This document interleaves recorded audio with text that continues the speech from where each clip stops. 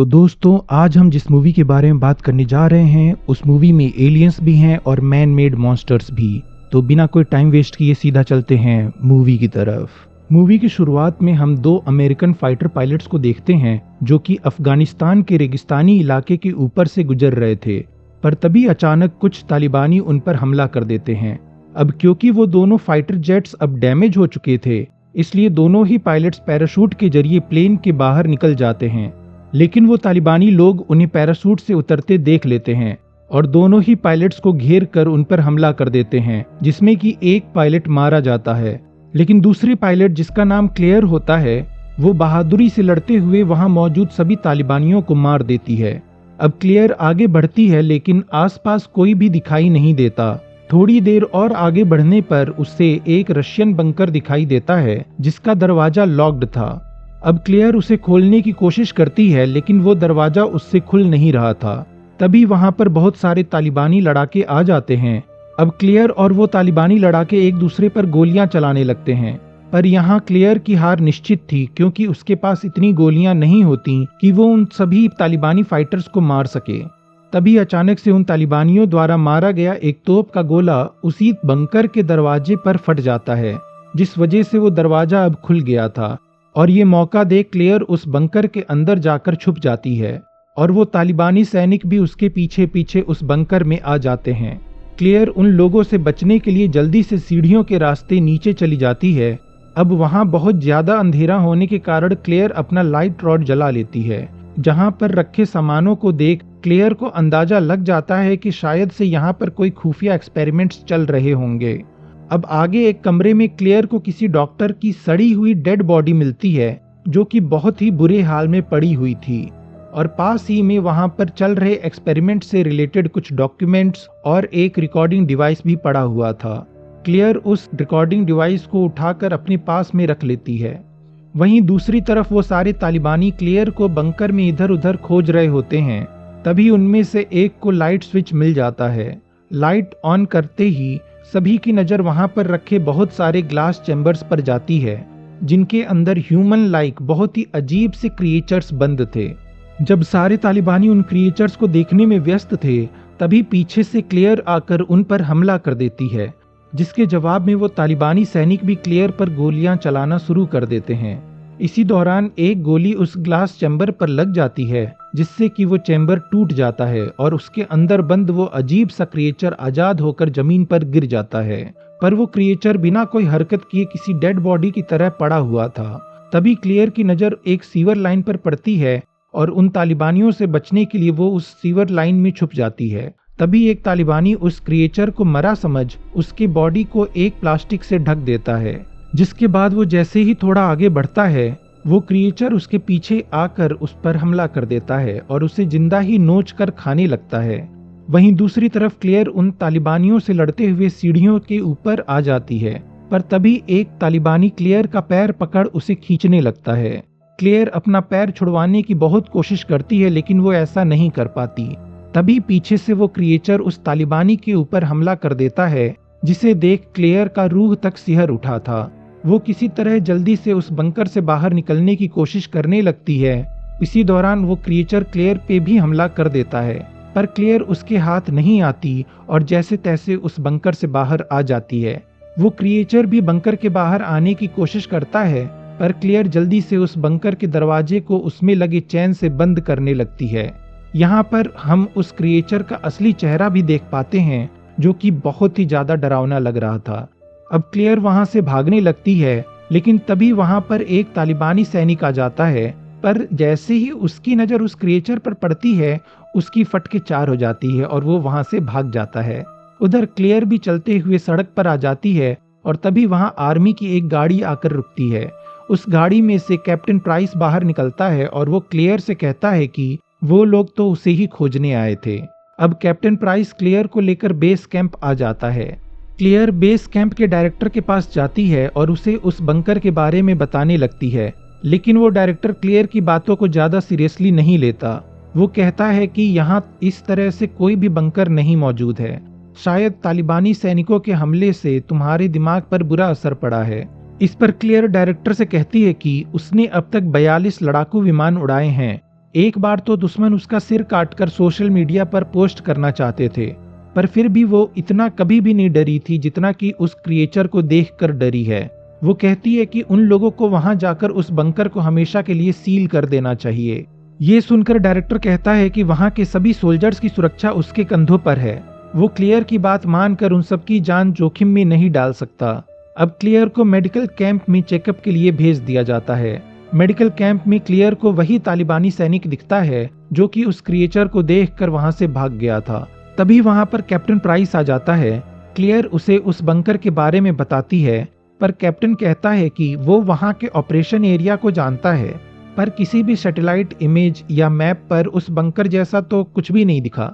Clear कहती है कि ऊंचाई से उस बंकर को देख पाना मुश्किल है, पर वो बंकर वहां है। उस बंकर के दरवाजे को एक जंजीर से बांधा गया था और उस पर रशियन में कुछ लिखा हुआ था। तभी वहां मौजूद वो तालिबानी सैनिक कहता है कि उस दरवाजे पर रशियन में ये लिखा था कि इसे खोलना नहीं, और तुमने उस दरवाजे को खोलकर बहुत ही ज्यादा बड़ी गलती कर दी है। क्लियर सबको बताती है कि उस बंकर के नीचे बहुत सारे चेम्बर्स थे, जिसके अंदर उसी तरह के और भी बहुत सारे क्रिएचर्स बंद थे, मानो कि उन क्रिएचर्स को कोई प्रिजर्व करके रखा हो। अब सीन उस बंकर की तरफ शिफ्ट होता है जहां पर अब सभी क्रिएचर्स जाग चुके थे और उस बंकर से बाहर निकलने की कोशिश कर रहे थे। वहीं दूसरी ओर हम डायरेक्टर को देखते हैं जो कर्नल से कॉल पर बात कर रहा था। कर्नल डायरेक्टर से कहता है कि क्लियर के पास जो रिकॉर्डिंग डिवाइस मिला है उसके बारे में किसी को भी पता ना चले और जल्द से जल्द उस डिवाइस को कर्नल के पास भेज दे। यहाँ हमें पता चलता है कि उस बंकर के अंदर चल रहे एक्सपेरिमेंट्स के बारे में कुछ सीनियर ऑफिसर्स को पहले से ही पता था, लेकिन वो लोग इस बात को सीक्रेट रखना चाहते थे। अब क्लियर उस बचे हुए तालिबानी सैनिक से कहती है कि तुमने मेरा एयरक्राफ्ट ब्लास्ट कर दिया था और मेरे साथी को भी मार डाला। इस पर वो आदमी कहता है कि इसमें उसकी कोई गलती नहीं है, वो तो बस तालिबानियों का ड्राइवर है। वो कहता है कि वो ये सब सिर्फ अपने परिवार के लिए करता है। यहाँ अगर आप तालिबान का साथ नहीं देते हैं तो वो लोग आपको अपना दुश्मन मान लेते हैं। तभी हमें उस बेस कैंप के बाहर का नज़ारा दिखाया जाता है जहां उस बंकर के कुछ क्रिएचर्स आकर बेस कैंप के बहुत सारे सोल्जर्स को मार देते हैं। अब एक क्रिएचर उसी टेंट में पहुंच जाता है जहां क्लियर और वो तालिबानी सैनिक थे। क्लियर जैसे ही उस क्रिएचर से बचने की कोशिश करती है, वो क्रिएचर क्लियर पर हमला कर देता है। उसकी जीभ काफी लंबी होती है और वो अपनी जीभ से क्लियर के गले को जकड़ लेता है। तभी उस क्रिएचर की आंखों से टेंटिकल्स निकलते हैं। अब जैसे ही वो क्लियर पर हमला करने वाला होता है, तभी वो तालिबानी सैनिक खुद को किसी तरह आजाद कर लेता है और हथियार से उस क्रिएचर की जीभ और उसके टेंटिकल्स को काट देता है। इसके बाद वो उस क्रिएचर पर हमला करके उसे मार भी देता है। उधर एक क्रिएचर डायरेक्टर पर भी हमला कर देता है, पर वो भी उस क्रिएचर को जैसे तैसे मार देता है। तभी वहां पर कैप्टन प्राइस एक साथी सोल्जर के साथ आता है और डायरेक्टर को बचाकर अपने साथ ले जाता है। उन क्रिएचर्स ने उस बेस कैंप के बहुत सारे सोल्जर्स को कुछ ही मिनटों में मार डाला था। अब बचे हुए सोल्जर्स सभी लोगों को लेकर एक कंटेनर में जाते हैं और उसे अंदर से बंद कर लेते हैं ताकि उन क्रिएचर्स के हमले से बचा जा सके। वहीं बाहर वो क्रिएचर्स सोल्जर्स की डेड बॉडीज को खींचकर ले जा रहे थे। अब कंटेनर में कैप्टन प्राइस उस तालिबानी सैनिक से उसका नाम पूछता है तो वो अपना नाम कबीर बताता है। अब कबीर कहता है कि वो जब पैदा भी नहीं हुआ था जब रसिया ने अफगानिस्तान पर कब्जा कर लिया था। उसी दौरान आसमान से जमीन पर एक यूएफओ गिरा था। अफगानों को लगा कि यह रशिया से युद्ध आरंभ करने के लिए भगवान का एक संदेश है। तब तक अफगानों के पास हथियार भी आ चुके थे जिससे वो दुश्मनों के विमान को आसानी से उड़ा सकते थे। पर इससे पहले कि वो कुछ करते, बहुत सारी खौफनाक घटनाएं शुरू हो गईं। बहुत से लोग अचानक गायब होने लगे। सभी रात में गायब होते थे। कभी कभी तो उनकी डेड बॉडी कटी फटी हालत में मिलती थी, जिसे देखकर ऐसा लगता था कि किसी जानवर ने उसे नोच कर खाया हो। ये सब देखकर अफगानों ने फैसला लिया कि वो उस जानवर का शिकार करेंगे, पर इसका कोई फायदा नहीं हुआ। उनके गांव के 72 लोग मारे गए, जिसमें से एक कबीर के पापा भी थे। अब क्लियर और कबीर सावधानी से उस कंटेनर से बाहर निकलते हैं और देखते हैं कि उस बेस कैंप पर कोई भी नहीं है। यहाँ तक कि जितने भी सोल्जर्स के डेड बॉडीज थे वो भी अब वहां पर नहीं थे, क्योंकि वो क्रिएचर्स उन्हें अपने साथ ले जा चुके थे।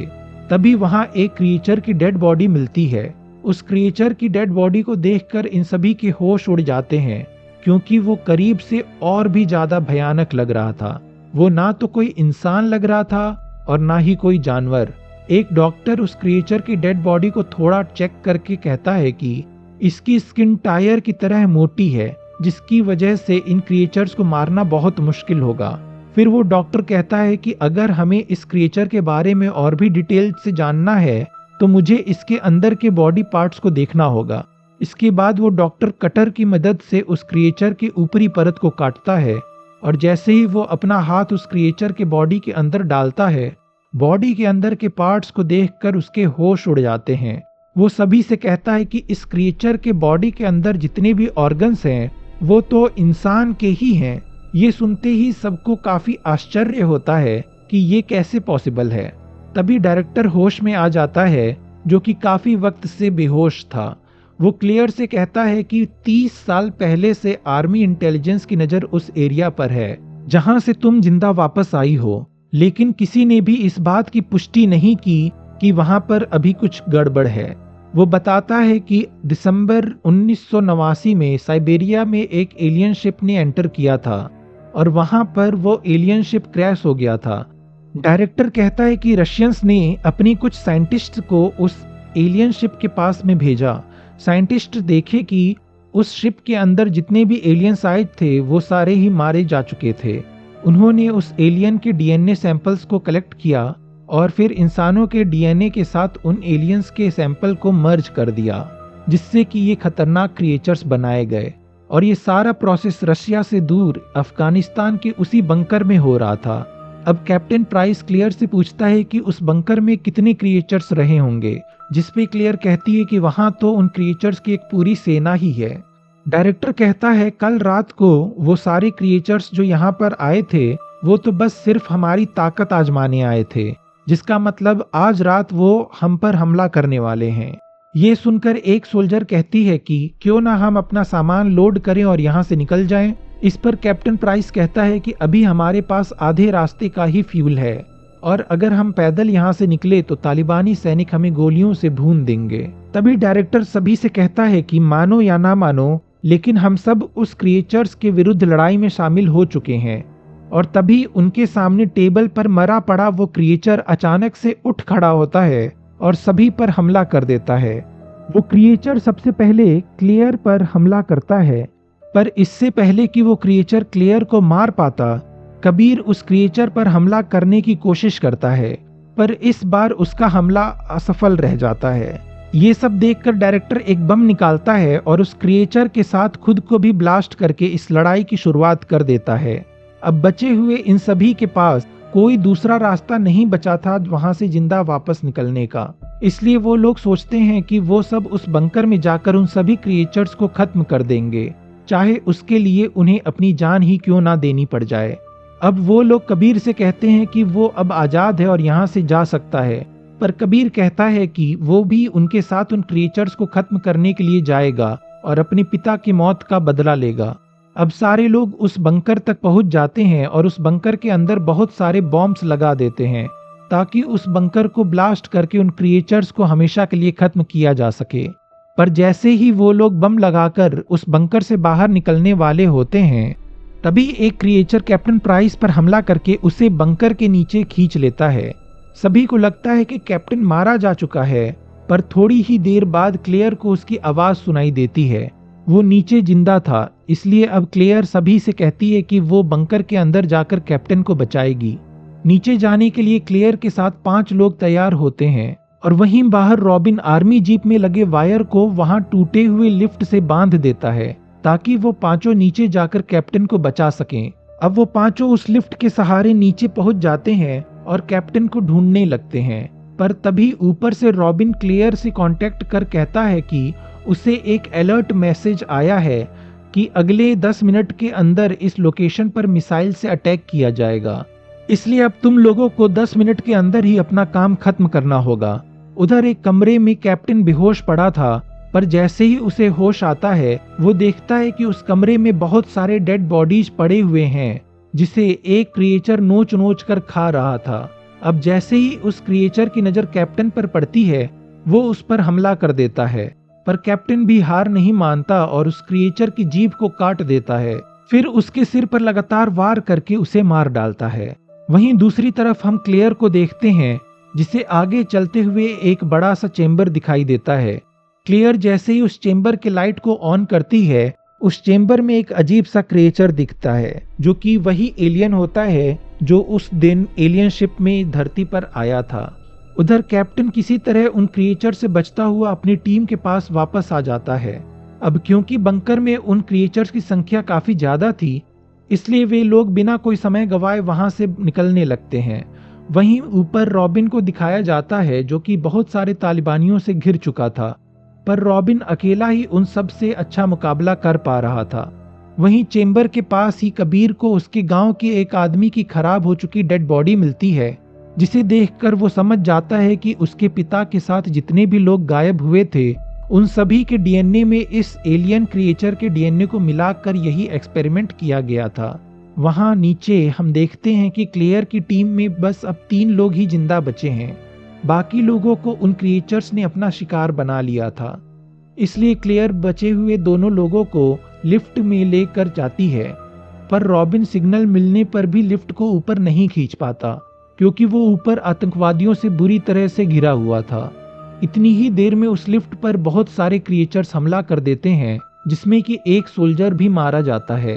एक क्रिएचर कबीर को भी जकड़ लेता है, पर तभी कबीर की नजर उस क्रिएचर के हाथ पर पड़ जाती है, जिस पर वही घड़ी बंधी हुई थी जो कि उसके पिता पहना करते थे। ये देखकर कबीर समझ जाता है कि ये वाला क्रिएचर कोई और नहीं बल्कि उसके पापा ही हैं, जो कि अब एक एलियन क्रिएचर बन चुके हैं। इतनी ही देर में वो गाड़ी जिसमें उस लिफ्ट की वायर बंधी हुई थी, वो खिसकते हुए उस बंकर के अंदर आ जाती है, और वो गाड़ी उस लिफ्ट पर गिरने ही वाली होती है कि कबीर क्लेयर से कहता है कि तुम जल्दी से इस लिफ्ट से बाहर निकल जाओ। और जैसे ही क्लेयर उस लिफ्ट से बाहर निकलती है, वो गाड़ी उस लिफ्ट के ऊपर गिर जाता है, जिसमें कबीर और उसके मॉन्स्टर पापा जलकर मारे जाते हैं। उधर ऊपर रॉबिन को तालिबानी अपने कब्जे में ले लेते हैं।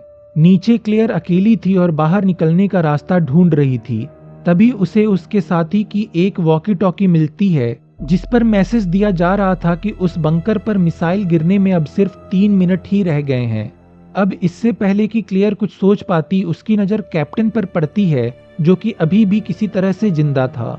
तभी वो दोनों देखते हैं कि बहुत सारे क्रिएचर्स भागते हुए उनकी ही ओर आ रहे थे। इसलिए दोनों बिना कोई समय गवाए लिफ्ट के वायर में खुद को बांध लेते हैं और ऊपर जाने लगते हैं। वहीं ऊपर हम रॉबिन को देखते हैं, जो कि अभी अफगानों के कब्जे में था, और वे लोग रॉबिन को मारने ही वाले थे कि तभी पीछे से कैप्टन प्राइस और क्लेयर समय रहते वहां आ जाते हैं और उन तालिबानियों को गोलियों से मार देते हैं। अब इन तीनों की नजर उस मिसाइल पर जाती है जो वहां गिरने वाला था, और अब सिर्फ 1 मिनट ही बाकी था। वे लोग जल्दी से एक गाड़ी में बैठते हैं और वहां से दूर जाने लगते हैं, और फाइनली कुछ दूर आगे निकलते ही वो मिसाइल उस बंकर पर गिर जाता है, जिससे कि वहां पर एक बहुत ही बड़ा ब्लास्ट होता है, जिस धमाके में सारे क्रिएचर्स और बहुत सारे तालिबानी भी मारे जाते हैं, जिसे दूर से क्लेयर, प्राइस और रॉबिन देख रहे होते हैं। और इसी के साथ मूवी का दी एंड हो जाता है। तो दोस्तों, ये थी नेटफ्लिक्स पर अवेलेबल द लायर मूवी की कहानी का हिंदी एक्सप्लेनेशन। तो आपको ये वीडियो कैसी लगी नीचे कमेंट करके जरूर बताइए, और चैनल को जरूर से सब्सक्राइब कर लीजिए, क्योंकि हम अपने चैनल पर इस तरह के वीडियोस लाते रहते हैं। Bye bye.